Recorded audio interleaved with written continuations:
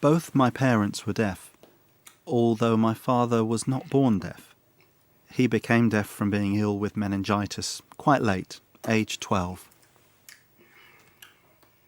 I'm an only child, so the deaf genes came to me, I suppose. My father went to a deaf school, aged 12, only for a short time. He left school and got a job. Not long after, his mother told him, "There's someone wants to see you."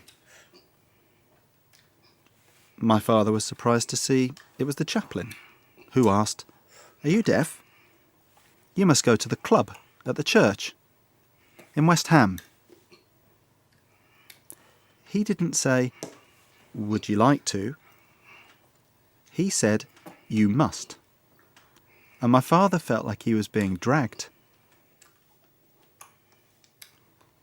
He did go, and he was taken aback to see how many deaf people were there.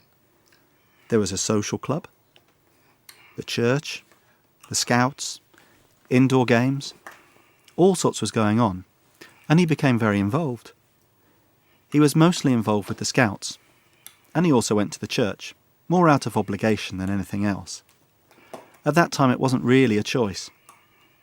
Anyway, later, that was the place where he met my mother, at the church, when she visited. Sometime later, they had me. So I grew up in and with the club because of my parents. I didn't go as often as my parents did in their time. I go if there was a special party, or for outings, the Christmas play, for specially organised events. Later, when I was 16, 17, that same place was where I met my wife. It's strange how my parents met there, then my wife and I did too.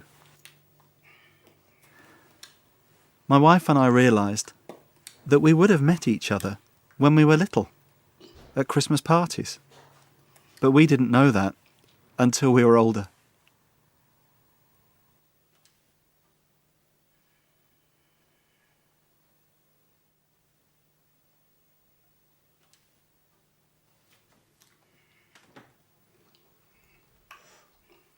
Just as I was about to leave school, the youth employment officer paid a visit, asking what job I wanted to do.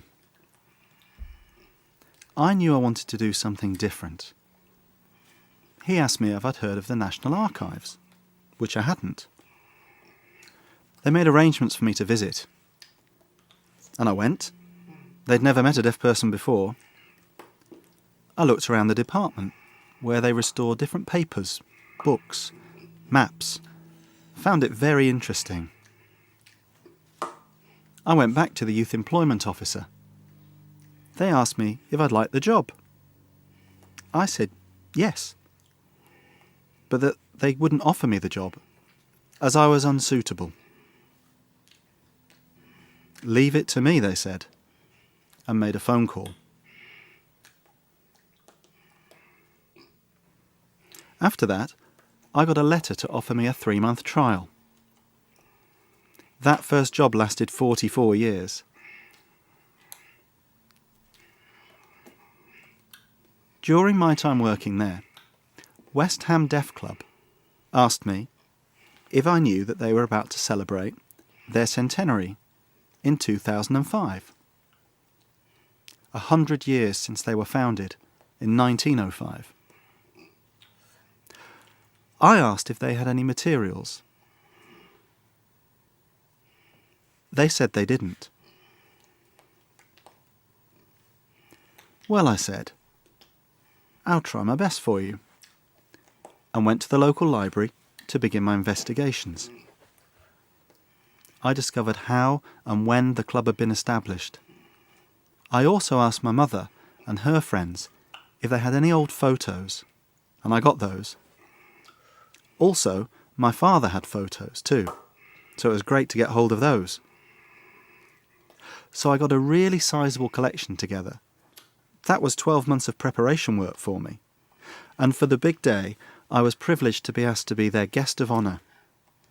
I gave a brief speech, there were photographs, a wall display, and a banquet.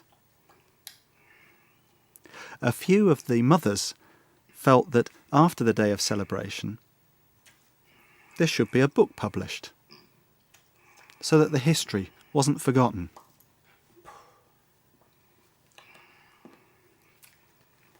I was happy to do that, and I offered to work on the book for the club, even though I hadn't done anything like that before. It took me quite a while to prepare all the photos, the layout, the sequencing. The content included the social club, the church, sports, the scouts. We first ordered a print run of 50 copies. All of them went. That was one of my greatest achievements.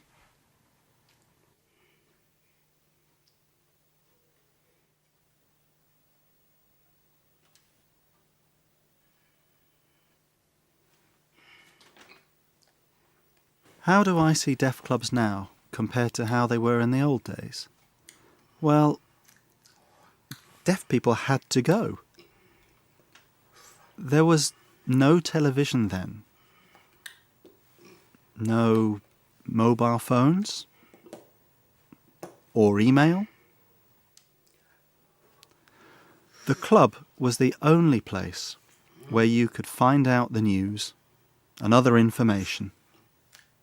And now technology gives us everything through mobiles and email. Why do deaf people need the club? If you can get more from more places without going to the club, well, that's my view. I mean, the difference now is huge.